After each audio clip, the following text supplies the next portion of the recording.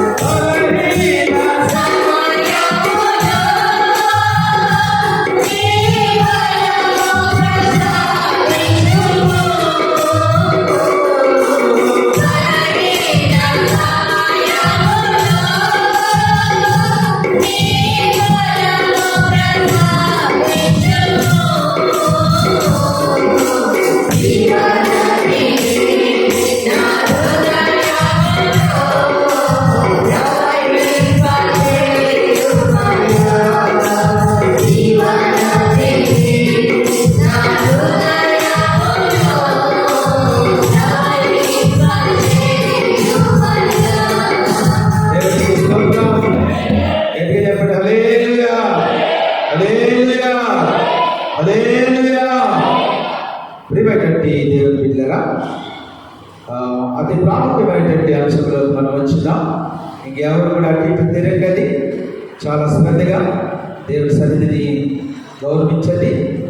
ప్రియులారా, ఇక్కడ ఈ నిర్గమకాండము 15వ అధ్యాయంలో ప్రభువు అనేక దినాలుగా మనతో మాట్లాడుతూ వస్తూ ఉంటున్నారు. ప్రియులారా, మరి ఇంకా కొన్ని మాటలు నేను దాటి వెళ్తూ ఉంటున్నాను. మీరు అండర్లైన్ చేసుకోవాల్సిన మాట ఏంటంటే నిర్గమకాండం 15వ అధ్యాయం 13వ వచనాన్ని నేను చదువుతున్నాను చూడండి. ఇంతవరకు మీరు అండర్లైన్ చేసుకోకపోతే ఇప్పుడు మీరు అండర్లైన్ చేసుకోండి. ఒక వాగ్దానాన్ని నేను ముందు పెడుతున్నాను. నీవు విమోచించిన ఈ ప్రజలను నీ కృప చేత తోడుకొనిపోతుంది, నీ బలము చేత వారిని నీ పరిశుద్ధాలయమునకు నడిపించింది. ఆ మాట అండర్లైన్ చేయండి. నీ బలము చేత, నరంగా చెప్పండి, నీ బలము చేత వారిని నీ పరిశుద్ధాలయమునకు నడిపించింది. అండర్లైన్ చేశారా? ఈరోజు డేట్ వేసుకోండి. అనగా ఇప్పటి నుంచి మనం ప్రార్థన చేస్తున్నాం. ఎవరు నడిపించాలి చెప్పండి? ఎవరు నడిపించాలి? ఇతరులు ఎవరు నడిపించాలి? దేవుని ఆలయానికి దేవుడు నడిపించాలి. ఆయన ఎలా నడిపిస్తాడు? ఆయన బలము చేత వాళ్ళందరినీ కూడా దేవుడు నడిపిస్తాడు. కనుక ఈ రోజు నుంచి మనం మరింతగా తీవ్రంగా వాళ్ళ కోసమే మనం ప్రార్థన చేద్దాం. దేవునికి స్తోత్రం. హల్లెలూయా. ప్రియులారా, ఈ కీర్తనలో తర్వాత మనం చూసినట్లయితే 15వ వచనం కూడా దానికి సంబంధించి ఉంటుంది. తర్వాత 20-21 వచనాలు మనం చూసినట్లయితే అక్కడ మిరియాము కూడా పాటలు పాడి నాట్యం చేసినట్లుగా మనం చూస్తున్నాం. ఇది ఎలాంటి సంఘటన అంటే పిల్లరా, ఇది చాలా సంతోషకరమైనటువంటి సంఘటన. జాగ్రత్తగా నా వైపు చూచారు, ఆర్పించారు. ఇది ఎర్ర సముద్రము చేర్చబడటం అంటే, ఎర్ర సముద్రము చేర్చబడటం అంటే మాటలే కాదు. చిన్న పిల్లకాలమే పొలంలోకి వెళ్ళేటువంటి చిన్న పిల్లకాలమే దాంట్లో నీళ్ళు వస్తే మన మాట ఆరంభించదు. ఆ చిన్న కాలంలో మనం ఆఫ్ చేయడానికి మనం ఎంతో ప్రయాసపడవలసి ఉంటుంది. ఆ గడ్డి, ఆ చెత్త చెదరం అంతా తీసుకొచ్చి పాలతో దాన్ని కొట్టి ఎంతో మనం చేస్తేనే కానీ అది మన మాట పిల్లరా. అలాంటిది ఒకవైపు శత్రువులు వస్తూ ఉంటుంటే దేవుడు కేవలము తన బిడ్డల కోసం, నమ్ముతున్నారు అన్నమాట, కేవలము తన బిడ్డల కోసం, ఇశ్రాయేలీయుల కోసం పిల్లరా ఎర్ర సముద్రాన్నే పాయలుగా చేసి మళ్ళా దాన్ని ఆరబెట్టి వీళ్ళు కాదు కేవలం మట్టంటుకుంటుందేమో అనేసి, చిత్తడిగా తడితడిగా ఉంటుందేమో అనేసి, అందులో నా బిడ్డలు నడవలేదనేసి, వారి గుర్రాలు, వారి గాడిదలు, వారి బండ్లు ఇవన్నీ ఏమి నడవలేవనేసి వాళ్ళ కోసం ఎండిపోయేదానిగా చేసింది కదా. వాళ్ళకి ఈ సముద్రపు నీరును ఇటుపక్క కూడా ఒక గోడ ఇచ్చితే అందులో వాళ్ళు నడుస్తున్నారు కానీ ఒకలాంటి ఆశ్చర్యానికి వాళ్ళు గురవుతూ ఉంటున్నారు. ఏది గోడ లేకపోతే నీళ్ళ ఏమి అర్థం కాలేటువంటి పరిస్థితుల్లో ఆశ్చర్యకరంగానే అంతలు ఒడ్డుకు వెళ్ళిపోయారు పిల్లగా. అప్పుడు వాళ్ళ హృదయంలో నుంచి సంతోషంతో ఉబికినటువంటి పాట మోషే కీర్తన, అట్లాగే పిల్లల మిరియాము కీర్తన. ఇది మనం గత కొన్ని రోజులుగా మనం ధ్యానం చేసుకుంటూ వస్తున్నాం. నిజమే పిల్లరా, మన జీవితంలో కూడా కొన్ని సంతోషకరమైనటువంటి సందర్భాలు ప్రభు మనకి ఇస్తూ ఉంటాడు. పిల్లలు, నేను ఎప్పుడు ఒకటే మాట చెబుతూ ఉంటాను, ఆస్వాదించబడేటువంటి బిడ్డలకు ఒక సమస్య తీరిపోయి కూటాన్ని పెట్టుకుని మాకు భోజనం పెట్టి చందా ఇచ్చి అలాంటి బిడ్డలకు ఎప్పుడూ కూడా నేను చెప్పాలని తెలిసినటువంటి మాట ఏంటంటే, కొన్ని సందర్భాలలో ప్రభు మనకి మనం అడిగినవన్నీ ఇచ్చి అప్పుడు శోధిస్తూ ఉంటాడు పిల్లరా. దేవుడు నీ ప్రార్థన వింటాడు, నీ ప్రార్థన విని నీకు ఏది కావాలో ఇచ్చి అప్పుడు నిన్ను శోధిస్తాడు పిల్లరా. నా మాట మీద నా బిడ్డను నిలబడుతుందా లేదా, నా మాటను ఎంతవరకు ఇతను గౌరవిస్తాడు, నా మాటకు విలువిస్తాడా లేదా అనేసి కొన్ని సందర్భాలలో ప్రభువు మనకు పిల్లరా పరీక్ష పెడతా ఉంటాడు. అలాంటి పరీక్షే ఇప్పుడు మనం చూస్తున్నటువంటి, ఈరోజు మనం చదువుకున్నటువంటి ఈ వాక్య భాగం పిల్లరా. వాస్తవానికి చెప్పాలంటే మనలో 99 మంది ఏం చేస్తామంటే పిల్లరా, ఈ పరీక్షలో మనందరం కూడా ఫెయిల్ అవుతాం. ఏది చెప్పాలంటే మన ప్రభు దగ్గర నుంచి మనం తీసుకోవడమే తెలుస్తుంది కానీ అన్ని సమయాల్లో మన ప్రభుకి నమ్మకాలు ఉండటం మనం అక్కడ ఫెయిల్ అవుతున్నాం. పిల్లగా మనం నమ్మకంగా ఉండటం, ప్రభు మనకి ఆరోగ్యం ఇచ్చినప్పుడు, ప్రభు మనకి ఆస్తిని ఇచ్చినప్పుడు, ప్రభు మనకి వివాహాలు జరిగించినప్పుడు, ప్రభు మనకి ఏదో ఉద్యోగాలు ఇచ్చినప్పుడు, ప్రభు మనకి వ్యవసాయంలో పంట ఇచ్చినప్పుడు మాత్రమే కాదు కానీ పిల్లరా, ఏమీ లేనప్పుడు కూడా ఆయనకి నమ్మకంగా ఉన్నప్పుడు అది నిజమైనటువంటి క్రైస్తవ జీవితంలో పిల్లరా. ఇక్కడ చెప్పవలసిన మాట ఏంటంటే, చాలా మంది బిడ్డలు పిల్లరా ఇక్కడే ఫెయిల్ అయిపోతున్నారు. హబక్కూకు మాట్లాడాడు పిల్లరా, నా గొర్రెలు ఉన్నా లేకపోయినా కూడా, శాలలో పశువులు ఉన్నా లేకపోయినా కూడా నేను యెహోవాను స్తుతిస్తాను అనేసి భక్తుడు అంటాడు పిల్లరా. యోబు భక్తుడు అంటాడు, యెహోవా ఇచ్చెను యెహోవా తీసుకునేది అని యోబు భక్తుడు అంటాడు పిల్లరా. ఇక్కడ మన హృదయ పరిస్థితిని దేవుడు, మానవుడి యొక్క నేచర్ని, మానవుడి యొక్క స్వభావాన్ని దేవుడు మన ముందు పెట్టడానికి ప్రయత్నం చేస్తూ వచ్చినాడు. ఇంకొక విధంగా చెప్పాలంటే మానవుడు ఎంత చురుకైనటువంటి చపల బుద్ధి గలవాడు. దాని ఇంగ్లీష్లో మనం చెప్పాలంటే the man has the wavering mind ఎందుకంటే పిల్లరా, ఇప్పుడే మనం పొగిడాము దేవుణ్ణి, ఇప్పుడే సముద్రం గురించి పాడారు, ఇప్పుడే మోసే భగవానందరూ తీసుకుని వెళ్ళి ఆయన పాటలు పాడుతూ ఉంటే బిర్యానీ ఆడవాళ్ళందరూ తీసుకుని వెళ్ళి ఆ తబ్బురులు ఇవన్నీ పట్టుకుని వేరే పాటలు పాడుతూ ఉంటే కోలాహలము అది నిలిచిందా కోలాహలం? పిల్లలు వెంటనే వాళ్ళు ఏం చేస్తారంటే అక్కడి నుంచి ఆ మాటలు నేను చదువుతున్నాను చూడండి పిల్లలు. 22వ వచనం మీరు చూడండి. మోషే ఎర్ర సముద్రము నుండి జనులను సాగచేయగా వారు షూరు అరణ్యములోనికి వెళ్ళి దానిలో 3 దినములు నడిచింది. అచ్చట వారికి నీళ్లు దొరకలేదు. అంతలో వారు బారాకు చేరిది. దేవునికి స్తోత్రం చెప్పండి గట్టిగా హల్లెలూయా, హల్లెలూయా. ఈరోజు పిల్లల పరిశుద్ధాత్మ దేవుడు మన గమనానికి తీసుకొచ్చేటటువంటి మాట ఏంటంటే మారా. ఏంటి చెప్పండి గట్టి చెప్పండి, ఏంటి చెప్పండి? మారా. పిల్లల మారా అంటే మనందరికీ తెలుసు, చేదు. చేదు. ఇక్కడ మనిషి యొక్క తత్వాన్ని దేవుడు మన ముందు పెడతా ఉంటున్నాడు. మరి ఈరోజు ప్రభు నాకు ఎంత సమయం ఇస్తారో తెలియదు కానీ పిల్లరా, మరి సమయం లేదు లేదు అని అసలు అనొద్దని ఏదో పనులు పెట్టుకుని ప్రసంగాన్ని కుదించడం చేయొద్దని పోయిన ఆదివారం నాడు నుంచి కాంపు నాకు పడింది. సో కాబట్టి ఇంక నేను సమయం లేదనే మాట కానీ ఏదైనా పనులు పెట్టుకుని ప్రసంగాన్ని కుదించడం కానీ ఇక ముందు జరగగలుగుతా. మీరందరూ ప్రసంగం కోసం ఆశతో ఎదురు చూస్తున్నారు కనుక మిమ్మల్ని సంతృప్తి పరిచి ఇక్కడి నుంచి పంపించారు తప్ప ఏదో పనులు అనేసి నేను అట్లా చేయడం బాగా కాదని కూడా నాకు అనిపించింది కనుక ప్రభు నన్ను నడిపించిన సేపు కూడా పిల్లరా ఈ వాక్యాన్ని మనం ధ్యానించారు. మొట్టమొదటిగా మీరు రాసుకోవడం కోసం నేను ఆ మాటలు చెప్తున్నాను. మారా అంటే ఏంటి? మారా ఫస్ట్ మాట ఏంటంటే మారా. రెండవది పిల్లరా, రెండవది ఏంటంటే మానవ స్వభావము. మానవ స్వభావము దాని ఇంగ్లీష్లో మరి చదువుకునేటువంటి పిల్లలు ఉన్నారు కనుక రాయండి. The tendency of human nature. The tendency of human nature. మూడవ మాట పిల్లరా, ద రెమెడీ ఆఫ్ గ్రేస్. సమస్యకు పరిష్కారం కృప. సమస్యకు పరిష్కారం కృప.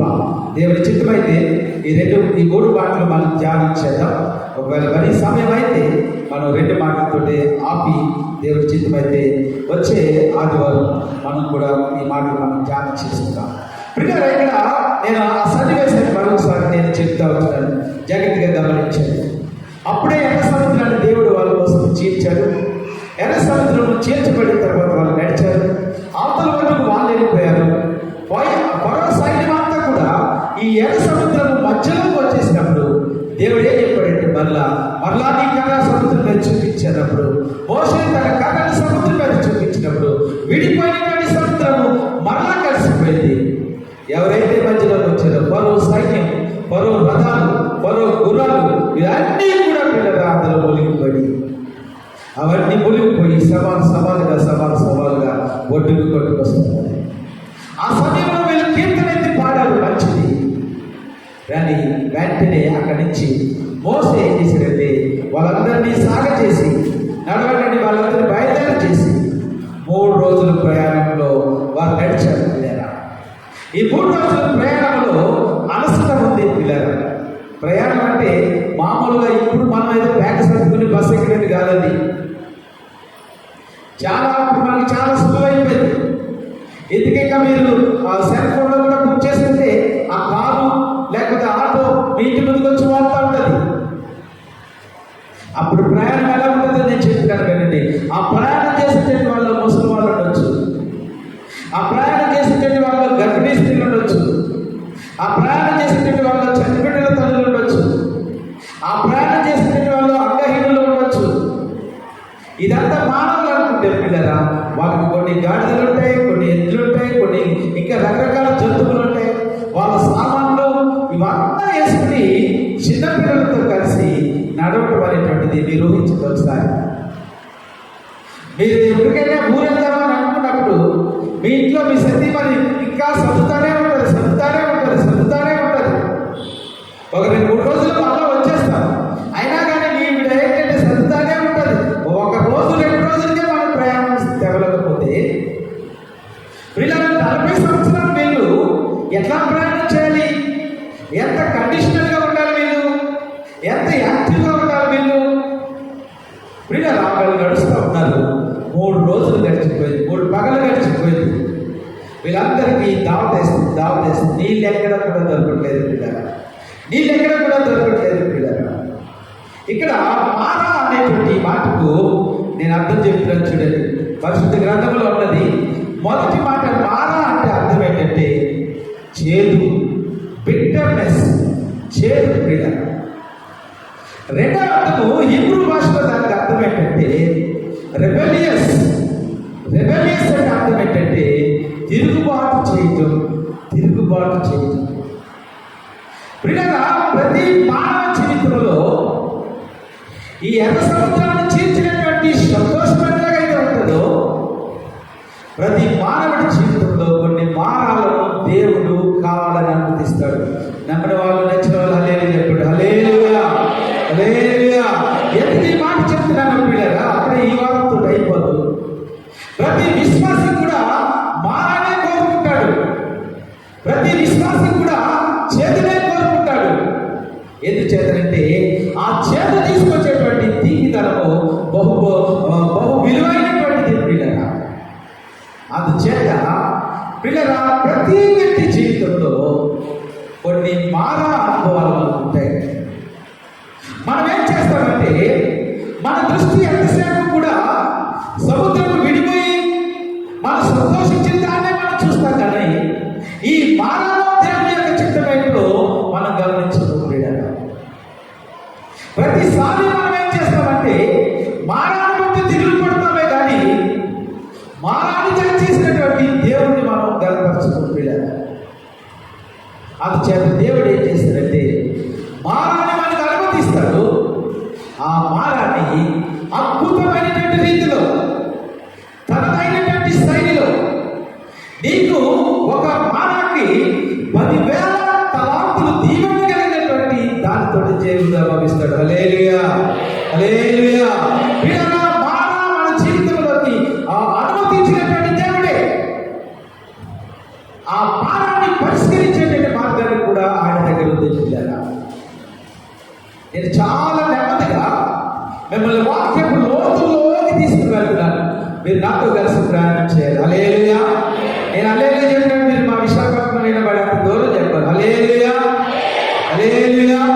పిల్లరా, ఎందుకు చేద్దంటే ఈ మారా అనేటువంటి సమస్య మన జీవితంలో పరిష్కరించబడకపోతే మనకేమవుతుందంటే మనము కఠిన హృదయాలుగా మారిపోతాము. పిల్లలు, మనము స్త్రీకుడినట్టుగా మెడవచ్చినటువంటి వ్యక్తులుగా మారిపోతూ ఉంటాం. చాలా మంది దేవుడి దగ్గరికి వస్తారు. వచ్చిన తర్వాత వాళ్ళు అనుకున్నది అనుకున్నట్లుగా జరిగిపోవాలని, వీళ్ళు అనుకున్నది జరగాలని కొన్నిసార్లు ప్రార్థన చేస్తారు.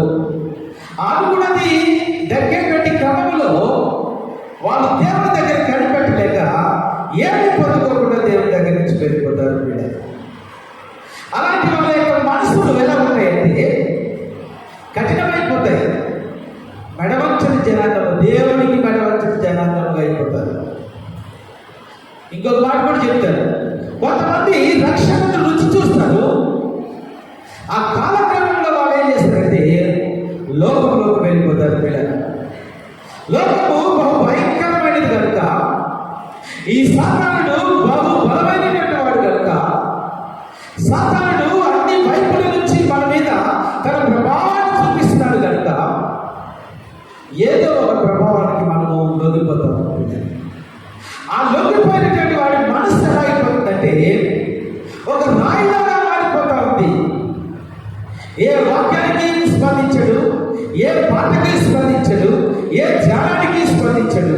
కఠినమైపోయి చివరికి వాడు ఏమంటాడంటే దేవుడు నన్ను ఏం చేస్తాడు, ఏం చేయగలడు ఆయన?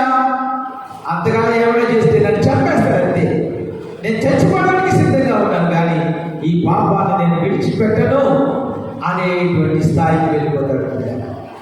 అందుచేత దేవుడు మన జీవితంలోకి ఈ మారాన్ని అనుమతించినప్పుడు దానికి వెంటనే పరిష్కారం కూడా చూపిస్తాడు. పిల్లరా, ఎందుచేతంటే అది ఆయన యొక్క స్వభావం, అది ఆయన యొక్క గుణ లక్షణం. దానికి సమస్య పరిష్కారం కూడా అనుగ్రహిస్తాడు పిల్లలు. ఇక నేను ఎందుకు ఈ మాటలు చెప్తున్నానంటే,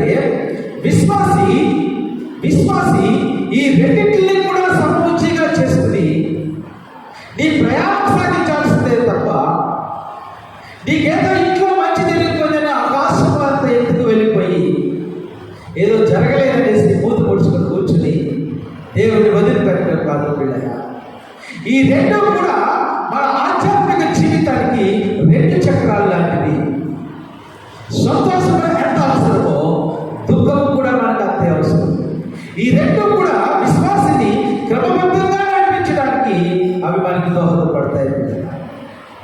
నేను చివరికి వచ్చేటప్పుడు మీరు కూడా అంటారు, నా జీవితంలో మానవ కావాలి అని ప్రతి విశ్వాసం కూడా కోరుకుంటాడు. సో కాబట్టి ఇక్కడ ఏంటంటే, వీళ్ళు ఆ ఎర్ర సముద్రం నుంచి అషూరు అనేటువంటి అరణ్యానికి వచ్చారు. అషూరు అనేటువంటి అరణ్యానికి వచ్చారు. ఇక్కడ అరణ్య జీవితాన్ని గురించి ఒక మాట నేను మీ గమనానికి తీసుకుని వస్తాను. ప్రియులారా, క్రైస్తవ జీవితం అంటే చాలా క్రమశిక్షణ కలిగినటువంటి జీవితం. మీరు గుర్తుపెట్టుకోండి. క్రమశిక్షణ లేకపోతే నువ్వు దేవుని ఆలయానికి రావద్దు. దేవుడిగా ఉండకపోతే దేవుని ఆలయానికి రావద్దు. దేవుడు క్రమశిక్షణకు మొట్టమొదటి ప్రాధాన్యత ఇస్తున్నాడు. ప్రియులారా, 6 గంటలకి ప్రార్థన అంటే 5 గంటలకి రావడం మనం నేర్చుకుంటేనే క్రమశిక్షణ. నువ్వు 7 గంటలకి నువ్వు లేచి ప్రార్థన చేసుకోవాలంటే తప్పనిసరిగా 7 గంటలకు లేచి నువ్వు ప్రార్థన చేసుకుంటేనే అది క్రమశిక్షణ జీవితం. నువ్వు రోజుకి 2-3 అధ్యాయాలు చదువుకోవాలని అనుకుంటే అది నీ డైలీ ప్లాన్ అయితే పిల్లరా, అవి కంప్లీట్ చేయడమే క్రమశిక్షణ జీవితం. నువ్వు గుళ్ళగా బజార్లో ఒకలా ఉండటం క్రమశిక్షణ జీవితం కాదు పిల్లలు. దేవుడు క్రమశిక్షణ రాయించేది ఎట్టి పరిస్థితుల్లో కూడా ఒప్పుకోవడం పిల్లల. మా స్కూల్లో మధ్యాహ్నం స్టడీ 3 గంటలకు ఉంటుంది. వీళ్ళు రావట్లేదు ఏం చేశారు తెలుసా? 3 గంటలకు స్టడీ అయినప్పుడు 2:50కే గేట్ వేసేస్తారు. ఒకసారి 2 సార్లు స్టూడెంట్స్ చూసిన తర్వాత వాళ్ళు ఏం చేస్తారంటే పరుగులు ఏం పట్టద్దు, మీరు ఆలోచించద్దు, మీరు ఏమనద్దు. 3 గంటలు 2:50కి గేట్ వేసిందంటే ప్రిన్సిపల్ గారు చెప్పారు. 2:50కి గేట్ వేసిందంటే వాడు బయట నిలబెట్టండి.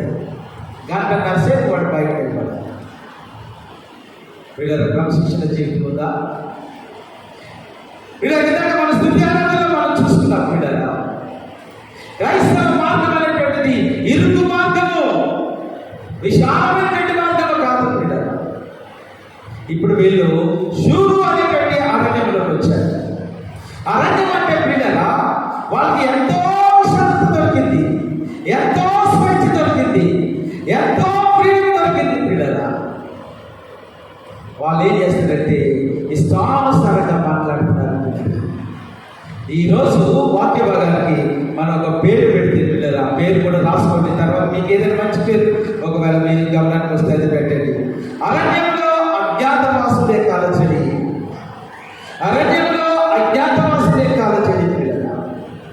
పిల్లరా, క్రమబద్ధమైనటువంటి క్రైస్తవ జీవితంలో నీకు కనబడకుండా సాతానుడు చొరబడి నీ ఆధ్యాత్మిక జీవితాన్ని పాడు చేస్తాడు. జాగ్రత్త. ప్రియులారా, క్రమములైనటువంటి జీవితంలో, అక్రమమైనటువంటి జీవితంలో సాతానుడికి ఆడవాళ్ళమైనటువంటి నివాసం అది. ఆదివారం ప్రార్థన అంటే మీరు ఎప్పుడు సిద్ధపడాలి చెప్పండి? ఎప్పుడు సిద్ధపడాలి? రేపేం చీర కట్టుకోవాలో శనివారం నాడు పక్కన పెట్టుకోవాలి. రేపేం ధరించాలో శనివారం నాడు పక్కన పెట్టుకోవాలి. ఎంత కానుక తీసుకెళ్ళాలో అది పక్కన పెట్టుకోవాలి. అవన్నీ పక్కన పెట్టుకుని పిల్లరా, వడివడిగా వేగముగా పరుగులు పెడుతూ రావడమే క్రమశిక్షణ జీవితం. వీళ్ళు ఐగుప్తు అనేటువంటి ఆ బానిసత్వం నుంచి, ఐగుప్తు అనేటువంటి ఆ కట్టడి ఉన్నటువంటి జీవితం నుంచి ఇప్పుడు షూరు అనేటువంటి ఈ అరణ్యంలోకి వచ్చేసారు. వీళ్ళ ఇక్కడ మాకు చెప్పేవాడు ఎవరూ లేడు, మా జీవితాన్ని ఎవరు కూడా నియంత్రించలేదు, మేము ఎవరి నియంత్రణ కూడా ఉండము.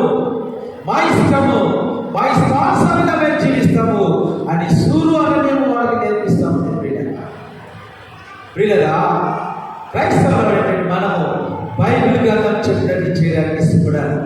యేసు ప్రభు చెప్పినట్టు చేయడానికి ఇష్టపడాలి. దేవుని సేవకుడు చెప్పినట్టు చేయడానికి ఇష్టపడాలి. వీళ్ళు అడుగు జనంలో మనం నడవడానికి మనం చూసుకోవాలి తప్ప వీళ్ళు దాటి మన ఎట్టి పరిస్థితుల్లో కూడా వెళ్ళడానికి వీళ్ళు లేదు. నేను వారు మనసు పొందినటువంటి సందర్భంలో వెళ్ళాను. ఈవెన్ ఒక ఆదివారం కూడా రాకపోతే ఆ ఆదివారం ఏదైనా ఊరికి అత్యవసర పని మీద నీ బంధువుల ఇంటికో దేనికో ఏ పెళ్లికో దేనికో వెళ్ళాలి అనుకుంటే మీ సేవకుడి యొక్క పర్మిషన్ తీసుకుని వెళ్ళాలనుకుంటారా? ఉందంటారా? మన జీవితంలో మన హెబ్రోను సంఘంలో ఉందంటారా? వివాహ విషయానికి వచ్చేసరికి దైవ సేవకుని సంప్రదించి దైవ సేవకుని సలహా మేరకు ప్రార్థన మేరకు మన వివాహాన్ని కుదుర్చుకోవాలి. మీ వివాహంలో దేవుని సేవకుని యొక్క ప్రార్థన జీవితము వివాహానికి వెనుక ఉండాలి. అట్లాగే మీ ప్రతి జీవితంలో పిల్లల సేవకుడి యొక్క సలహా తీసుకోవాలి. ఉందంటారు మన కుటుంబాలు. ఇప్పుడు వీళ్ళు శూరు అరణ్యంలోకి వచ్చినప్పటికీ విశాలత వచ్చేసింది పిల్లరా. ఇక మనం ఏమైనా చేద్దామనుకుని వాళ్ళు ఎంతవరకు వెళ్ళిపోయారంటే పిల్లరా, వీళ్ళకి ఆ క్రూయల్టీ లేకపోతే ఆ తిరగబడాలి అనేటువంటి స్వభావము, స్వేచ్ఛ అనేటువంటి స్వభావం ఎందుకు వచ్చిందంటే పిల్లరా, వాళ్ళ మనుషులు శూరు అరణ్యంలో నడుస్తున్నారు కానీ వాళ్ళ ఆలోచన మాత్రము ఐగుప్తుకి కనెక్ట్ అయిపోయింది. హల్లెలూయా, గట్టి చెప్పాలి హల్లెలూయా. వాళ్ళు విడుదల పొందాలనుకుంటున్నారు, మోసంతో నడుస్తామనుకుంటున్నారు, కానీ వాళ్ళ జీవితం పిల్లరా ఆ పాత ఐగుప్తుకి కనెక్ట్ అయిపోయింది. వీళ్ళు ఎక్కడికైతే వెళ్తున్నారో పిల్లరా అక్కడికి ఐగుప్తు ఆశలు తీసుకుని వెళ్తున్నారు, ఐగుప్తు కోరికలు తీసుకుని వెళ్తున్నారు, ఐగుప్తు తిరుగుబాటును తీసుకుని వెళ్తున్నారు పిల్లరా.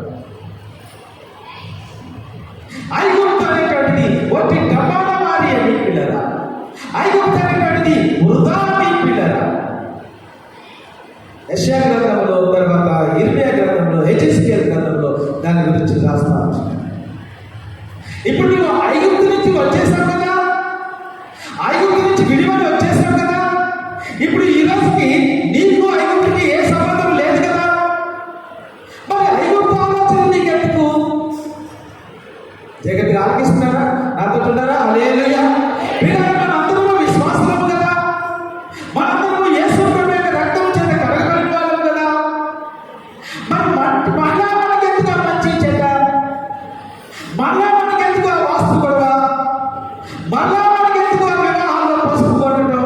ఈ మధ్య నేర్చుకున్నారంటే నీ పసుపు కొట్టడం ఏంటో. మరి అన్ని ఆచారాలు ఏవైతే ఉన్నాయో అవన్నీ కూడా మన దాంట్లోకి తీసుకుని వచ్చి ఆ పాప జీవితాన్ని మన క్రైస్తవ సంస్కృతిలో వాడు చొప్పింపజేస్తున్నాడు. జాగ్రత్త. పసుపులు కొడతాడు, లేకపోతే పొద్దున్న అదేదో చేతులకి కోరికలు పెట్టుకుని ఇది ఎదుగుడు చేస్తాడు. ఇవన్నీ చేసి పిల్లల కుటుంబాలను సర్వనాశనం చేసి పరిశుద్ధత ఉండవలసిన చోట అపవిత్రతకు తావిస్తున్నారు పిల్లల. ఇది సీను అరణ్యంలో జరుగుతుంది. విశాలత విశాలత విశాలత విశాలత, నా ఇష్టం. ఎన్ని లోక కార్యక్రమాలు మన క్రైస్తవ జీవితంలో జరుగుతున్నాయి. విచిత్రం ఏంటంటే క్రైస్తవ సంఘంలో కూడా, చర్చిలో కూడా ఈ మంచి చెడు లేదా ఈ వాస్తు ఇవన్నీ కూడా జరుగుతున్నాయి. ఒకసారి ఒక ఆయన సేవకుడు వెళ్ళాడంట ఒక చర్చికి వెళ్తే, అప్పుడు ఇలాంటి ఫుల్ బీట్ అక్కడ ఉందంట. మొదటిసారి ఇలాంటి ఫుల్ బీట్ పెంచే ప్రసంగం చేశారంట.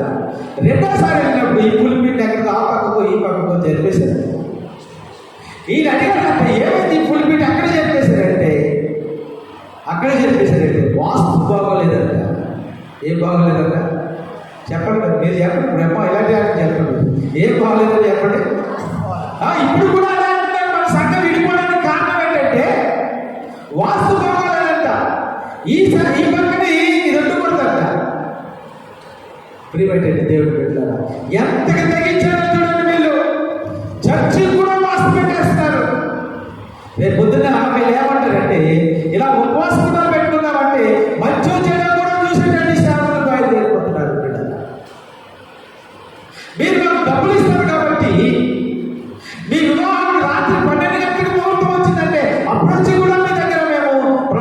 పోయడానికి రెడీ. ఎందుకంటే మీరు ఇచ్చేటట్టు డబ్బులు మాకు కావాలి.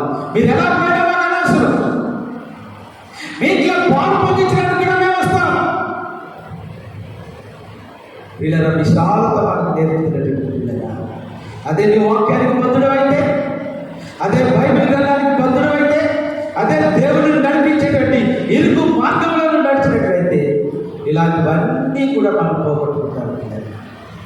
ఐగుప్తు ఆశలన్నీ విడచి రంగుగా యేసుని వెంబడించి, ఐగుప్తు ఆశలన్నీ విడచి రంగుగా యేసుని వెంబడించి, పాడైన పాపంపు మాని విధేయులై రాజిల్లుడి, పాడైన పాపంపు మాని విధేయులై రాజిల్లుడి,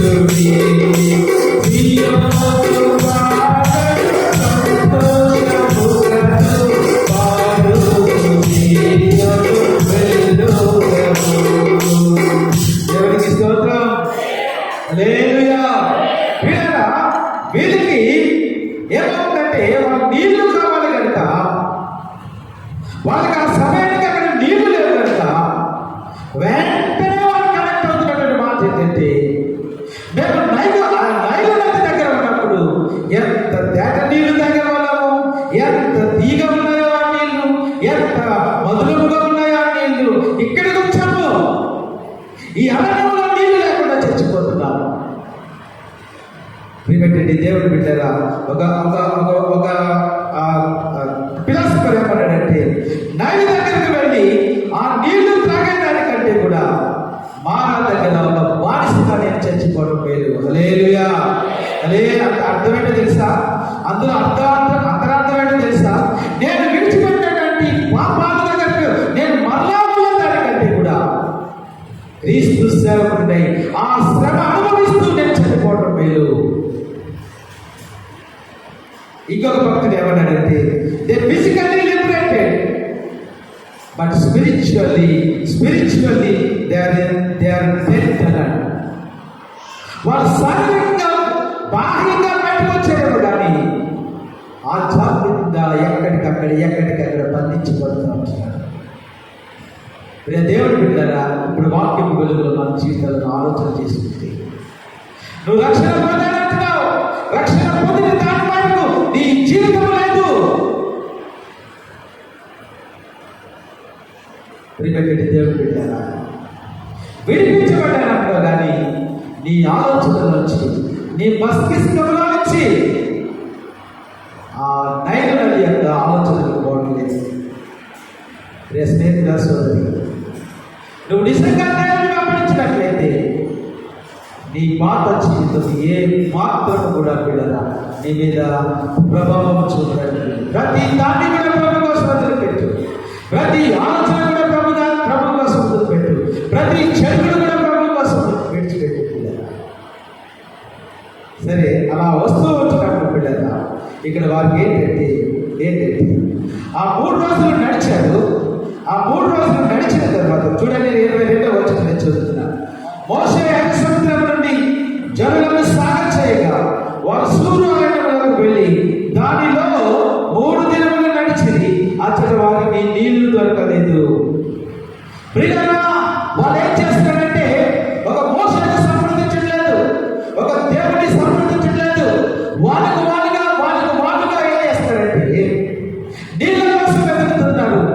నేను ఇలా మాట్లాడుతున్నప్పుడు మీ ఆధ్యాత్మిక జీవితాన్ని దీన్ని కనెక్ట్ చేసుకోవాలి. పిల్లరా, యేసు ప్రభు లేనిటువంటి ఏ పరిష్కారమైనా సరే చేదు, యేసు ప్రభు లేనిటువంటి ఏ దైవం కూడా మనకి సంతోషాన్ని ఇవ్వదు. పిల్లరా,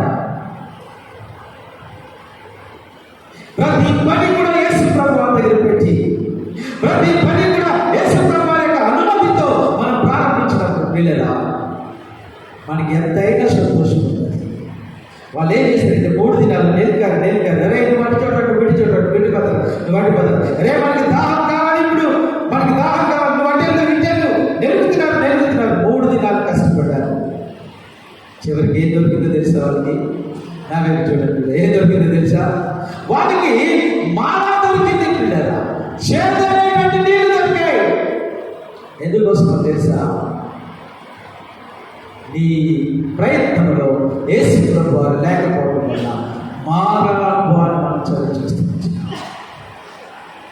పిల్లలు చాలా మంది వివాహాలు చేసేస్తా ఉంటారు. అమ్మాయి బాగుందని, అబ్బాయి బాగుందని, డబ్బులు సంపాదిస్తున్నాడని, అంతకు అన్నీ ఉన్నాయని, ఇల్లు అన్నీ ఉన్నాయని పిల్లలు దేవుని దగ్గర ప్రస్తావించరు, దేవునికి మొరపెట్టరు, దేవుని చిత్తమో కాదో తెలుసుకోరు, ఓ జరిగించేస్తుంటారు పనులన్నీ కూడా. ఆ తర్వాత కాలంలో నీ బెడ్స్ కొట్టేస్తారు. మారాన్ని వాళ్ళ జీవితంలో రుచి చూస్తూ, ఎందుకు ప్రభు నా జీవితంలో మారాలను అనుమతించాలని ప్రార్థన చేస్తుంటారు. ప్రియ దేవుడు బిడ్డలు, పరిశుద్ధాత్మ దేవుడు మనకి నేర్పుతున్నటువంటి ప్రతి పాఠం ఏంటంటే, ఎంత చిన్న పనైనా సరే, నువ్వు ప్రతిరోజు చేస్తున్నటువంటి పనులైనా సరే ప్రియులరా, అవి దేవుని అనుమతితో మనం చేయాల్సిన వారు ఉంటున్నాం.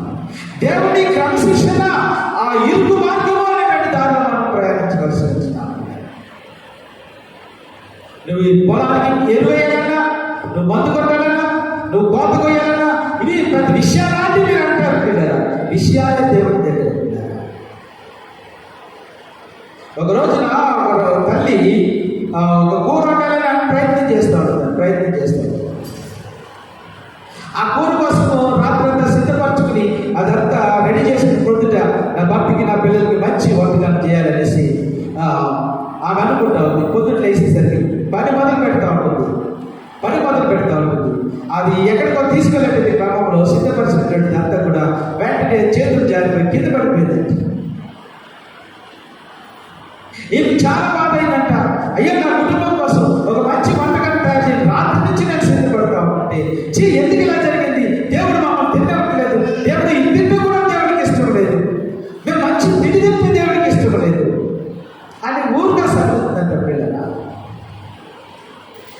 ఆ చేతిలో కింద పడేసరికి అందులో ఒక బల్లి రాత్రికాల సమయంలో పడిపోయిందంట.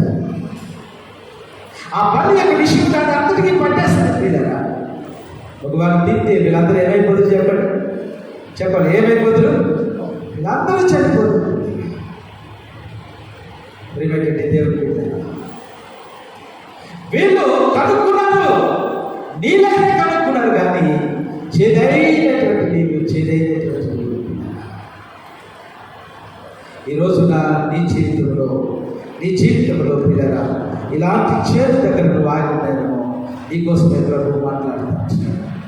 ఇంతకుముందు ప్రభు అనుమతి లేకుండా, ప్రభు చిత్తము లేకుండా నువ్వు ప్రారంభించినటువంటి పనులు ఈ రోజున నీ జీవితానికి ఒక చేదుగా పరిగణించినట్లయితే దేవుడు నీతోనే మాట్లాడుతున్నాడు. ప్రతి భారాన్ని కూడా తీసివేయడానికి ఇష్టపడతా ఉంటున్నాడు. దేవునికి స్తోత్రం. హల్లెలూయా, హల్లెలూయా. ప్రియమైనటువంటి దేవుని బిడ్డలారా, ఇలాంటి సమయంలో మన జీవితంలోకి చేదు వచ్చినప్పుడు, మన జీవితంలోకి కష్టం వచ్చినప్పుడు, మన జీవితంలోకి శ్రమ వచ్చినప్పుడు సహజంగా మనం ఏం చేస్తామంటే మన శ్రమని అందరికీ చెప్పుకుంటాం. అలా చెప్పుకోవడం ఉద్దేశం ఏంటంటే వాళ్ళ దగ్గర నుంచి కొంత స్వార్థన పొందడానికి, వాళ్ళ దగ్గర నుంచి కొంత ఓదార్పు పొందడానికి పిల్లరా మనం ప్రయత్నం చేస్తాం. ఆ అమ్మ వచ్చి అలాగమ్మా నీకు ఇలాగైపోయిందా, నీకు ఇలాగైందా అంటే ఈమెకి ఎంతో కొంత స్వార్థన పిల్లగా. అదే కాదు, శ్రమలో దయచేసి మీరు అటు ఇటు తిరగద్దు, దుఃఖంలో మీరు అటు ఇటు తిరగండి, వేదనలో అటు ఇటు తిరగండి. ఈ మనుషులందరూ మీ శ్రమను తీసిపోయేదే కానీ దేవుడు మాత్రమే మీ శ్రమను తీస్తాడు కనుక దేవుడి దగ్గరికి రమ్మని నేను ప్రభు బయట మీకు మనం చేస్తాను. ప్రియులారా, ఇక్కడ ఇంకొక మాట కూడా నేను మీ గమనానికి తీసుకుని వస్తాను. ఏంటంటే ఇక్కడ దేవుడు వీళ్ళకు పాలు తేనెలు ప్రవహించేటువంటి దేశం ఇస్తాడన్నాడు. మరి పాలు తేనెలు ప్రవహించే దేశానికి దేవుడు తీసుకుని వెళ్తున్నప్పుడు ఈ మధ్యలో ఈ మార ఎందుకు? అది మీకు రావాల్సినటువంటి ప్రశ్న. ఆయన వాగ్దానం చేసిన దేశం అంటే పాలు తేనెలు ప్రవహిస్తాయి అక్కడ. ఎవరికి రోగం ఉండదు అక్కడ. మీరు కట్టినటువంటి ఇళ్ళలో, మీరు నాటినటువంటి తోటలు ఇవన్నీ మీరు అనుభవిస్తారని వాగ్దానం చేసి నడిపిస్తూ ఉంటున్నారు.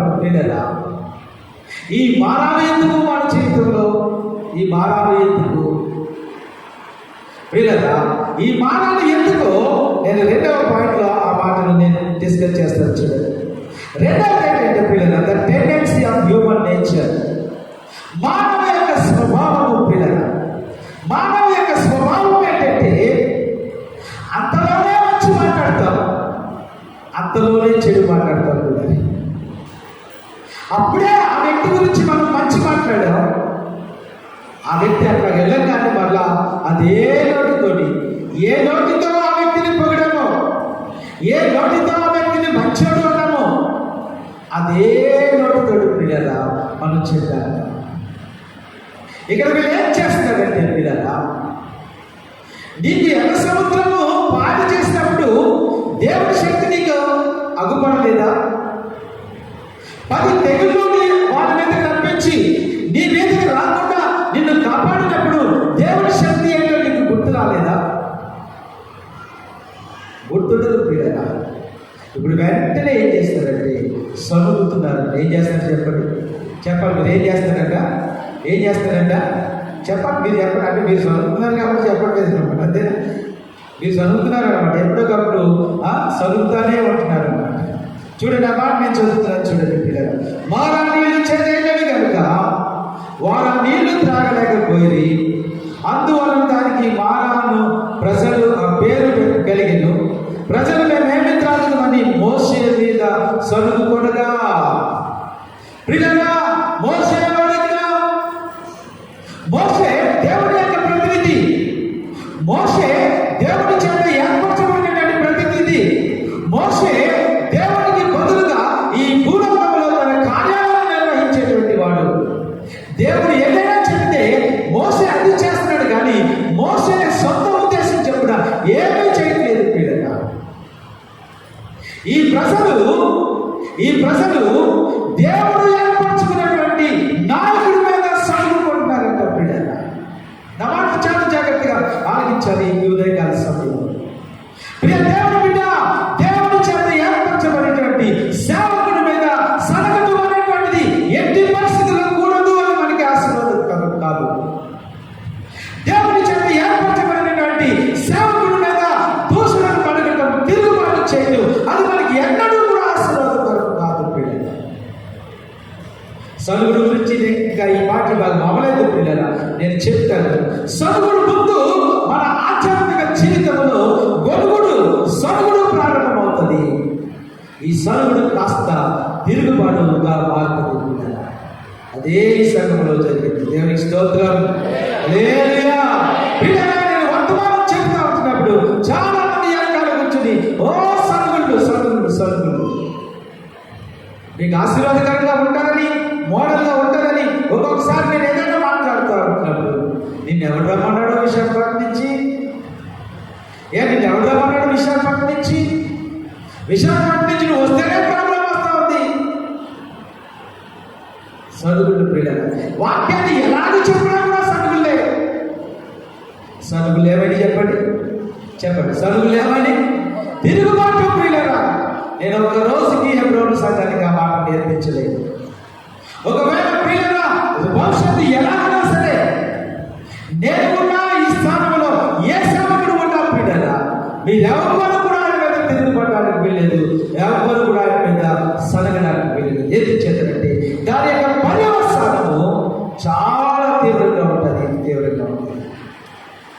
నా బిడ్డలైనటువంటి మీరు అందరికీ నేను నేర్పించగలిగిన మాట ఏంటంటే, ఒకవేళ నేను తప్పు చేశానా, నా తప్పుకు నేను దేవుడి దగ్గర జవాబు చెప్పుకుంటాను. కానీ మీరెవరు కూడా వీళ్ళ దేవుడి సాగు మీద నిందలు వేయడం కూడా చేయడానికి వీలు లేదు. ఎంత ఆశ్చర్యం అండి!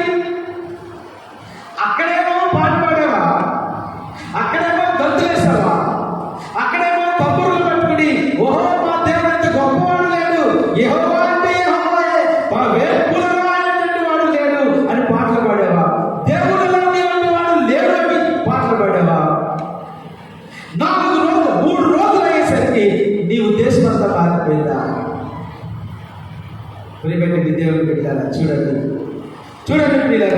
ఇక్కడ సాతాను అరణ్యములో నేనేం చెప్పాను, అజ్ఞాతవాసు లేక అలజడి అంటే అర్థం ఏంటంటే నీకు తెలియకుండానే నీ స్వేచ్ఛా జీవితంలోకి సాతానుడు ప్రవేశించాడు. హల్లెలూయా, గట్టిగా హల్లెలూయా, హల్లెలూయా.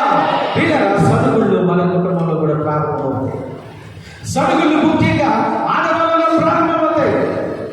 భర్తని ఏమి ఇవ్వలేక పిల్లలు వీళ్ళు ఏం చేస్తారంటే ఆ వంటగదిలో వంటలను సరుగుతూ ఉంటారు. సడుగులు మన క్రైస్తవ జీవితంలో, క్రైస్తవ కుటుంబాలలో ఉండకూడదు. పిల్లల మీరు ఏదేమైనా చెప్పదలుచుకుంటే నీ భర్తకు సూటిగా చెప్పండి. భర్త ఏమైనా చెప్పాలనుకుంటే భార్యకు సూటిగా చెప్పండి. అన్ని ఇలాంటి పనులు చేసుకుంటారు. ఈ అబ్బాయికి ఏమైనా గుర్తుందా లేదా అని పిల్లల అలా సరుకోవడం ఎంతో అది సాతాను యొక్క పనిని మనం గమనించాం. పిల్లల వీళ్ళు సడుగుడు సాక్షాత్తు పిల్లల దేవుడి సాగుడి మీద సరుగుతున్నారు. మోసే ఇస్రాయేల్ ఆర్డినరీ మ్యాన్. మోసే సామాన్య మానవుడు కాదు. పిల్లల 40 సంవత్సరాలు యుద్ధ విద్యలన్నీ నేర్చుకుని, ఐగుప్తు భాష నేర్చుకుని, రేపో మాపో రాజకుమారుడిగా పట్టాభిషేకానికి వెళ్ళబోతున్నటువంటి వాడు మోసే. పిల్లల మరొక 40 సంవత్సరాలు ఈ విద్యలన్నీ కాదని విధేయత నేర్పించి ఆ అరణ్యంలో 40 సంవత్సరాలు దేవుడు గొర్రెలు కాస్తే ఈ దాన్ని ఏమంటారు పిల్లల విధేయత ఒబీడియన్స్ నేర్చుకున్నాడు. పిల్లల 80 సంవత్సరాలుగా ట్రైనింగ్ అయినటువంటి వ్యక్తి ఈరోజు నీకు ఎందుకు కొరగానే వాడిగా కనబడుతుందా? మోసే మీద తిరగబడతావా? మోసే మీద చదువుకుంటావా? అదేనా నీ సంఘ కాపరి నీకు నేర్పినటువంటి తత్వం? తిరగబడమనా, రెచ్చగొట్టమనా? ఎక్కడుంది బైబిల్లో? ప్రియమైనటువంటి దేవుని బిడ్డలారా, ఏ రోజు కూడా దాన్ని మనం నేర్చుకోకూడదు. అంత విలువైనటువంటి వ్యక్తి మీద, అంత విలువైనటువంటి వ్యక్తి మీద పిల్లల వీళ్ళు ఏం చేస్తున్నారంటే దాడి చేస్తున్నారు. నా మాట వింటున్నారా? హల్లెలూయా, హల్లెలూయా. పిల్లల అక్కడితోటి మళ్ళా కొంచెం సిచ్యువేషన్ టాపిక్ తిరుగుతూ ఇప్పుడు మనం పిల్లల 3వ మాటలో మనం వస్తాం. ఈ సమస్యకు పరిష్కారం ఏంటి? ఒక సమస్య మన ముందు ఉంది. ఈ మాన అనేటువంటి చేదు మన జీవితంలో ఉంది. ఈ మాన అనేటువంటిది మన కుటుంబంలో ఉంది. ఈ మాన అనేటువంటిది మన సంఘంలో ఉంది. ఇంకా అంతేనా మన జీవితం? ఈ మానాన్ని అనుభవిస్తూనే మన జీవితాన్ని గడిపేలా? క్రైస్తవ జీవితంలో ఎప్పటికీ కాదు. మన దేవుడు మన ఎడల జాలి చేస్తున్నటువంటి దేవుడు. నువ్వు ఎంత పాపమైనప్పటికీ కూడా నిన్ను ప్రేమించేటువంటి దేవుడు. పిల్లలా ఎన్నిసార్లు నువ్వు మాట వినకుండా ఒకసారికి ఆయన దగ్గర తిరిగి ప్రభువాన్ని క్షమించిందంటే నిన్ను క్షమించి నిన్ను అప్పులు చేర్చుకునేటువంటి దేవుడు. ప్రతి మాటకి కూడా ఒక పరిష్కారం ఉంది. హల్లెలూయా, గట్టి చెప్పండి. ప్రతి మాటకి కూడా ఒక పరిష్కారం ఉంది. పిల్లలా ఓ మాటతో సతమతమవుతున్నటువంటి నా ప్రియ స్నేహితులారా, మా అనుభవాలు కలిగి జీవితం యొక్క రుచిని అనుభవించుకుంటా ఉన్నటువంటి నా స్నేహితులారా, దేవుడు నీకు ఒక పరిష్కారాన్ని అనుభవించాలి. ఎప్పుడేంటంటే చూడండి, నా మాట మీకు చదువుతున్నాను. నేను చూడండి 25వ వచనం. అతడు యెహోవాకు మొరపెట్టెను. అతడు యెహోవా అతనికి ఒక చెట్టును చూపెను. అది ఆ నీళ్ళలో వేసిన తరువాత నీళ్లు మధురములాయెను. అక్కడ ఆయన వారికి కట్టడను విధిని నిర్ణయించి అక్కడ వారిని పరీక్షించి. ప్రియులారా, మానవుడు దేవుడు మనల్ని పరిశీలన చేస్తున్నాడు. వీళ్ళందరూ మోసే మీద తిరగబడుతున్నాడు. ఎందుకు వచ్చారు ఆ మోసే నాయకత్వం? అరే మోసేకి ఏమైనా తెలుసురా? మోసేకి ప్రజలతో ఎట్లా మాట్లాడాలో తెలియదు. ప్రజలు ఎలా సంబోధించాలో తెలియదు. అస్మాలు అక్కడ ఎక్కడో కూర్చుంటాడు, ఎవరికి తెలియకుండా కూర్చుంటుంటాడు. అస్మాల గుడాలలో వెళ్ళిపోతా ఉంటుంటాడు. మోసేకి మాట్లాడడం రాదురా? మోసేకి ఈ మన సమస్య తెలియదు. ఇప్పుడు మనం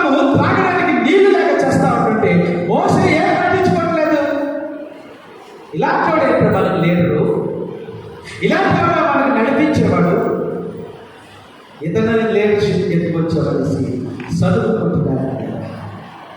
ఆ చదువుడు ఆనోట మోషే దగ్గర ఇచ్చింది. ప్రియులారా, మోసే పరిస్థితి మీరు చూడండి. మోసే పరిస్థితిని ఆలోచించి, ఇటు దేవుడు, ఇటు మెడవచ్చినటువంటి ఇశ్రాయేలు ప్రజలు, వీళ్ళిద్దరి మధ్యలో మోసే ఉన్నాడు. ప్రియులారా, ఇలా తిప్పితే వీళ్ళు, అలా తిప్పితే దేవుడు మోసేని ఒకలాగా ఆడుకుంటున్నారు. అలాంటి సందర్భంలో మోసేకి ఏమి చేయాలో తెలియక పిల్లరా, అక్కడ చూడండి అతడు యెహోవాకు మొర్ర పెట్టెను. ఇందాక భాస్కర్ మాస్టర్ గారు దానికి క్లారిఫికేషన్ ఇచ్చారు. మీరు క్యాచ్ చేశారు లేదు? Prayer is different from cry. ప్రార్థన అనేది మొర్ర పెట్టడం కంటే రెండింటికి తేడా ఉన్నాయి. ప్రార్థన అంటే నువ్వు సోఫిస్టికేటెడ్గా నిలబడి కూర్చున్నావు, ప్రభువా నాకు ఇది కావాలి అది కావాలని మర్యాదగా అడగటం పిల్లరా. మొర్ర పెట్టడం అంటే అది కాదు. మొర్ర పెట్టడం అంటే ఒక శ్రమని నువ్వు తరుపుకొస్తున్నప్పుడు నీకు గచ్చంతరం లేక, నీకు దిక్కు లేక చేసేటువంటి ఆత్మగానే మొర్ర పెట్టడం పిల్లరా.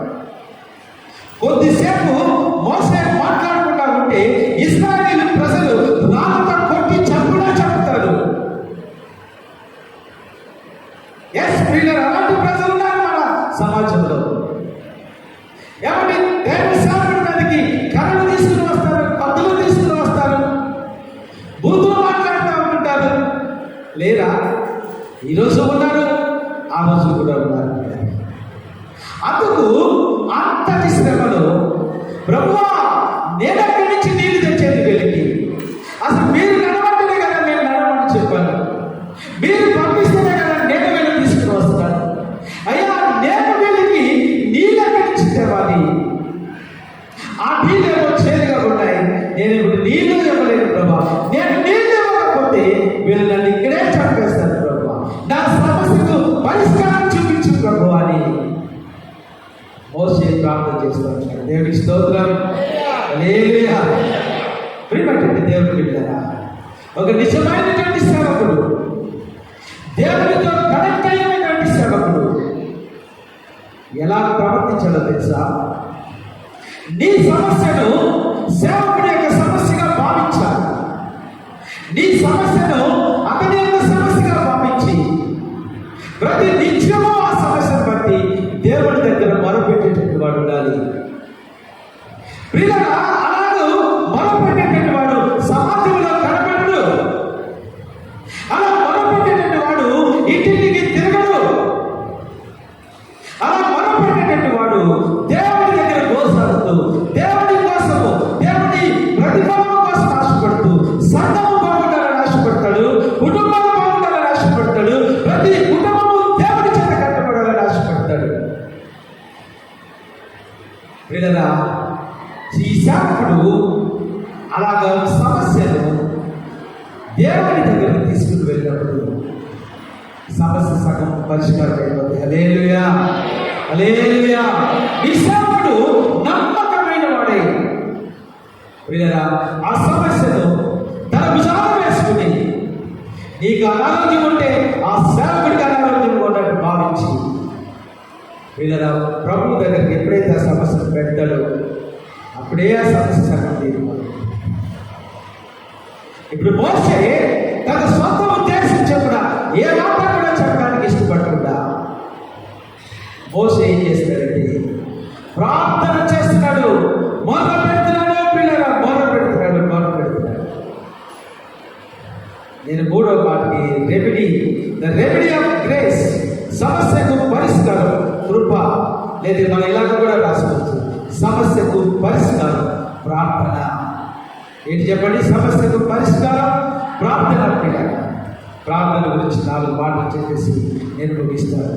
ప్రార్థన వలనే పయనము, ప్రార్థనే ప్రాకారము, ప్రార్థనే ప్రాధాన్యము, ప్రార్థనే విజయ పరాజయం.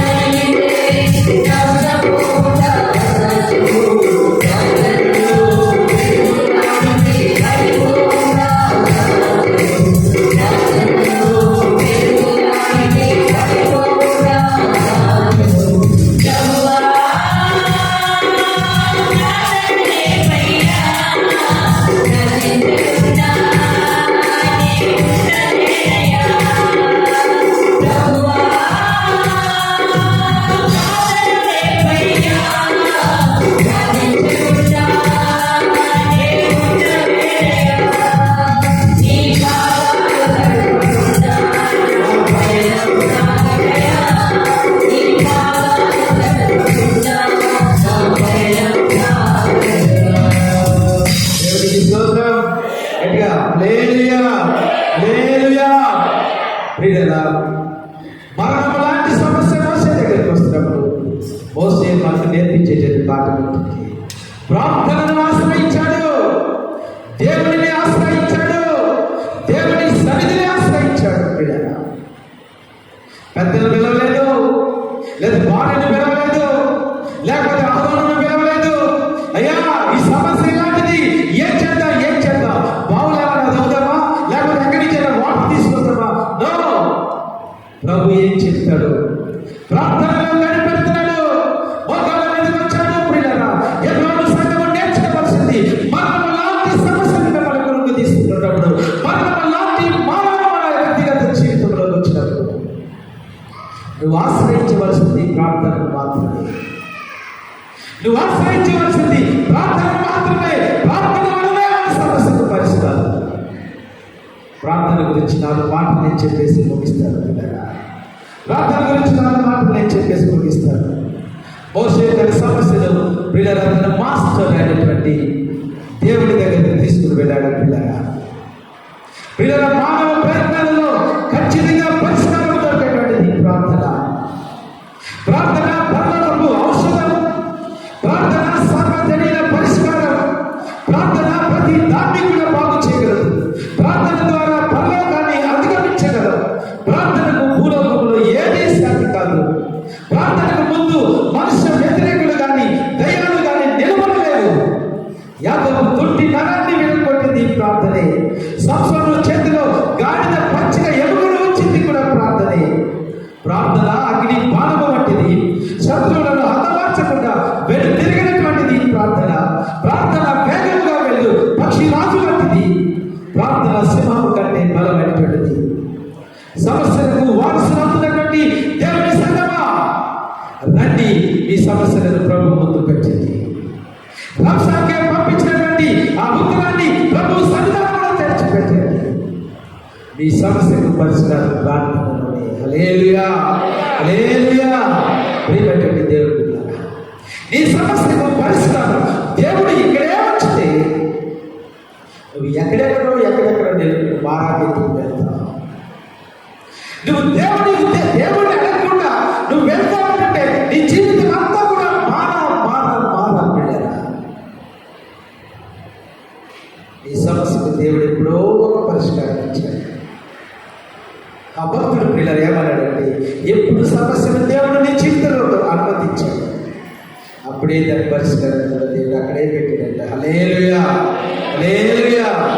ప్రియమైనటువంటి దేవుడు పిల్లరా, నేను అప్పుడు దాన్ని వివరించింది నేను ముగిస్తున్నాను, కానీ దాని కనెక్టింగ్ మీకు చెప్పి నేను ముగిస్తాను. చూడండి పిల్లరా, 25వ వచనం చదువుతుంది. అతడు యెహోవాకు మొరపెట్టెను, అతడు యెహోవాకు ప్రార్థన చేశాడు, అతడు యెహోవా సహాయం కొరకు వెతుక్కున్నాడు. పిల్లరా, వెంటనే చూడండి దాని కంటిన్యూషన్. అంతటా యెహోవా అతనికి ఒక చెట్టును చూపాడు. అది ఆ నీళ్ళలో వేసిన తరువాత నీళ్లు మధురములాయను. పరిష్కారం ఎక్కడుందండి? చెప్పండి, పరిష్కారం ఎక్కడుంది? అక్కడే పరిష్కారం ఉంది. ఎక్కడ చేదు ఉందో పిల్లరా, అక్కడే పరిష్కారం ఉంది. సమయం నాకు అనుమతించలేదు కానీ పిల్లరా, ఏదైనా తోటలో ఆదాము పాపం చేసి తినకూడదని వృక్ష ఫలం తిన్నాడు, అదే ఏదైనా తోటలో జీవ వృక్ష ఫలం ఉంది. హల్లెలూయా, హల్లెలూయా. సమస్యలతో సరిపడిపోతుంది పిల్లరా, బెబ్బేలు పడిపోతుంది. దయచేసి నాకున్నటువంటి సమస్యలు మీకు చెప్పినట్లయితే ఇక్కడ ఎవరు నిలవలేదు. అన్ని కష్టాలు, అన్ని ఇబ్బందులు, అన్ని శ్రమలు, అన్ని శోధనలు, అన్ని వైపుల నుంచి శ్రమలు చుట్టుకుంటున్నాయి. కానీ ఈ రోజు కూడా నిరీక్షణ కోల్పోకుండా నిలిపింది ప్రార్థనే. ఈ రోజు కూడా నేను నిలబడుతున్నానంటే పిల్లరా, ప్రార్థన నిలబడుతుంది.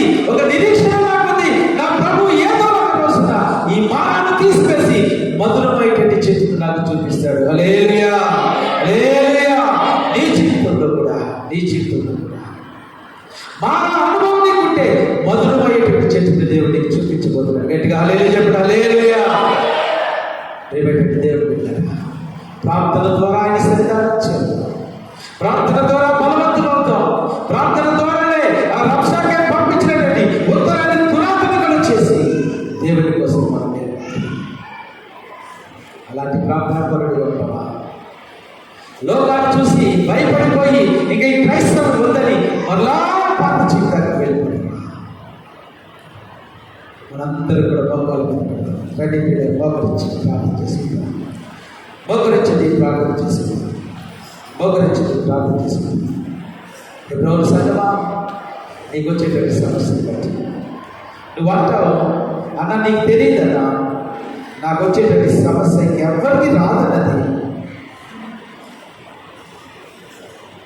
ఎంత బాధపడుతున్నానో తెలుసునా ఈ సమస్యలో, ఎంత ఇబ్బంది పడుతున్నానో తెలుసునా ఈ సమస్యలో. నేను కాబట్టి దీన్ని ఓర్చుకుంటున్నాను కానీ ఎవరు ఓర్చుకోలేరన్నా ఈ సమస్యలో అనేదే కదా నీ ఆలోచన, అనేవే కదా నీ మాటలు. ప్రియ చెల్లి, ప్రియ తమ్ముడు, నా ప్రభు అయినటువంటి యేసు క్రీస్తుని బట్టి నేను చెప్పగలిగినటువంటి మాట, నా కోసం మీకోసం కలువరి శిలువలో వేలాడినటువంటి యేసు ప్రభువుని బట్టి నేను చెప్పగలిగినటువంటి మాట. నీ సమస్యకు ఒక పరిష్కారం ఉంది, నీ సమస్యకు ఒక పరిష్కారం ఉంది. నువ్వెన్నడూ బెంబేలు పడిపోవద్దు, నువ్వెన్నడూ కూడా భయపడిపోవద్దు. ఓ సమస్యను పట్టుకుని వీధులు అంటే తిరుగుతూ ఆ ఇంటికి ఈ ఇంటికి ఈ ఇంటికి ఆ ఇంటికి వెళ్ళి ఎంతకాలం అది సమస్యను పరిష్కరించేటువంటి దేవుడి దగ్గర కాకుండా సమస్యను పరిష్కరించినటువంటి మానవుల దగ్గరికి ఎందుకు అంత పరుగులు? ఒక తీర్మానం చేసుకుందాం, ఒక తీర్మానం చేసుకుందాం. ప్రభువా, నా మారా జీవితాన్ని మధురముగా మార్చండి. మారానేటువంటి అనారోగ్యం, మారానేటువంటి నిరుద్యోగం, మారానేటువంటి అప్పులు, మారానేటువంటి బంధాలు, ఇలాంటివి ఎన్నో జీవితంలో ఉన్నాయి. మధురమైనటువంటి నాకు చెట్టు ఎప్పుడు చూపిస్తాను. చేయి ప్రార్థన చేయి, ఎవరు తెచ్చి ప్రార్థన చేయి. అయ్యా, నా జీవితం, నా కుటుంబం అంతా మారాలుగా మారిపోయింది. మారానుభవాలు మధురముగా మార్చండి. చేయాలి. నువ్వు నోరు తెచ్చి ప్రార్థన చేయి. నేను ముగించబోతున్నాను, నేను ముగించబోతున్నాను. మారాతో బాధపడుతున్నావా? నీ కొడుకులు నిన్ను చూడలేదా? నీ కూతురు నిన్ను గమనించట్లేదా? నువ్వు మంచాలు పెడితే ఎవరు రావట్లేదా? అసలు నువ్వు తిన్నావా ఉన్నావా అని ఎవరు అడగట్లేదా? నీకు ఏం కావాలని ఎవరు అడగట్లేదా? ఎంతకాలం ఈ అప్పులు బాధ, ఎంతకాలం ఈ అనారోగ్యం, ఎంతకాలం నా బంధువులు నన్ను ద్వేషించుకుంటారు? ఇదే నా సమస్య. పిల్లలు అడిగితే అడుగు. అదే సమస్యలు నువ్వు అన్నట్లయితే నోరు తెరిచాడు, నోరు తెరిచాడు, నోరు తెరిచాడు. నీ సమస్య ఏంటో నాకు తెలియదు అలా, నీ సమస్య ఏంటో నాకు తెలియదు అక్క, చెల్లి, నీ సమస్య ఏంటో నాకు తెలియదు. ఆ సమస్యను మనందరం దేవుని ముందు పెడతాం, ఆ సమస్యను దేవుని ముందు పెడతాం. మారానుభవాన్ని మధురంగా మార్చేటువంటి దేవుడు, మారాన్ని చేరేటువంటి నీ జీవితాన్ని దీనిగా మార్చేటువంటి దేవుడు. అది అనారోగ్యమే కావచ్చు, ఏదైనా కూడా ఆయనకు అసాధ్యమైనటువంటిదేమీ లేదు. ఈరోజు మారా నుంచి విడుదల పొందే నుంచి వెళ్ళాలి. మారా అనేటువంటి చేరే జీవితాన్ని ఇక్కడే వదిలిపెట్టి మధురమైనటువంటి జీవితంలో మార్చిపడి వెళ్ళాలి. ఓ బిడ్డ, ఎంతకాలము మనశ్శాంతి లేనటువంటి జీవితం, ఎంతకాలము మారానే త్రాగుతూ ఉంటావు, మారానే త్రాగుతూ ఉంటావు.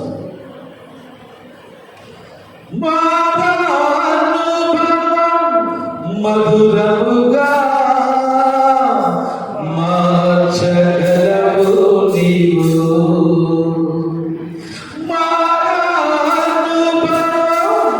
మధురముగా మార్చగలవు నీవు.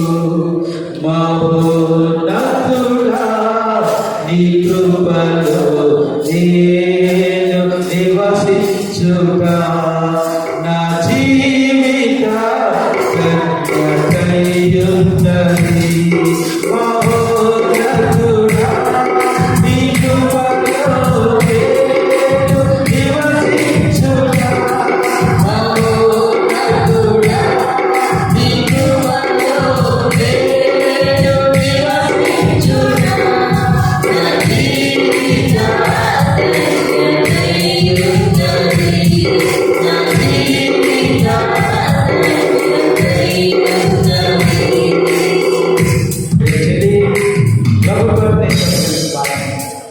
నువ్వు ప్రభులో నిలిచినటువంటి బట్టి ఆ మొదలు నీకు దేవుడు రుచి చూపించాలని ఆశపడుతున్నాడు. వెళ్ళిపోవద్దు ఒక నిర్ణయం లేకుండా నోరు తెచ్చాడు.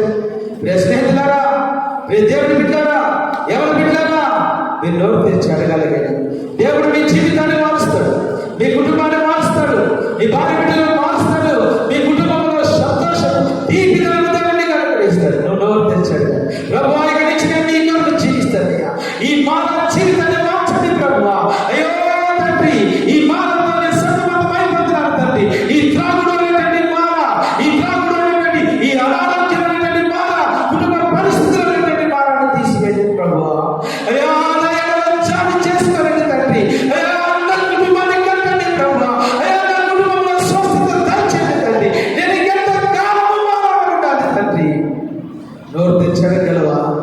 మధురముగా మార్చేటట్టు దేవుడయ్యా, మధురముగా మార్చేటట్టు. నువ్వు ఎంత చేతిలో ఉన్నా, నువ్వు ఎంత పాపపు ఊపిలో కూరుకుపోయినా కూడా నా ప్రభు నేను రక్షించగలరు, నా ప్రభు నేను రక్షించగలరు. నోరు తెచ్చి ప్రార్థన చేయి, నీకు నువ్వుగా ప్రార్థన చేసుకో, నీకు నువ్వుగా ప్రార్థన చేసుకో. ప్రభువా నన్ను క్షమించండి అయ్యా, అయ్యా నన్ను క్షమించండి అయ్యా, నన్ను దర్శించండి అయ్యా. నా వల్ల కాలేకపోతుంది తండ్రి, నా వల్ల కాలేకపోతా ఉంది. నేను తీసివేసుకోలేకపోతున్నాను ఈ మారాన్ని. రోజుకొక కొత్త మారం నేను అనుభవిస్తున్నాను, కొత్త రీతిలో సంపాదన నన్ను శోధిస్తాను ఉంటున్నాడు. ఈ ఉదయకాల సమయంలో నన్ను దర్శించండి, ఈ ఉదయకాల సమయంలో నన్ను దర్శించండి. ప్రార్థన చేసి ఈ సమస్యను ప్రభుగా భరించినట్లయితే వెంటనే ఆ తీపిదనం కలిగించిన చేతులు దేవుడు చూపించబోతున్నాడు. వెంటనే అంతలో యెహోవా అతనికి ఒక చెట్టును చూపించాడు. ఈ సమస్యకు ఒక పరిష్కారం దేవుడు చూపించబోతున్నాడు. ఈ సమస్యకు ఒక పరిష్కారాన్ని దేవుడు చూపించబోతున్నాడు. బ్రదర్, ఈ చేతులు ఇక్కడే విడిచిపెట్టు, చేతులు శిలువ దగ్గర పాతిపెట్టు, ఆ చేతులు శిలువ దగ్గర పాతిపెట్టు. సమస్యకు పరిష్కారం తీసుకుని వెళ్దామా? పరిశుద్ధుడైన తండ్రి, ప్రేమ కలిగిన యేసు, మీ పరిశుద్ధ నామానికి వందనాలు స్తోత్రాలు చెల్లించుకుంటున్నాను. నా ప్రభువా, నా దేవత నేను ఆ సహాయం చేయండి.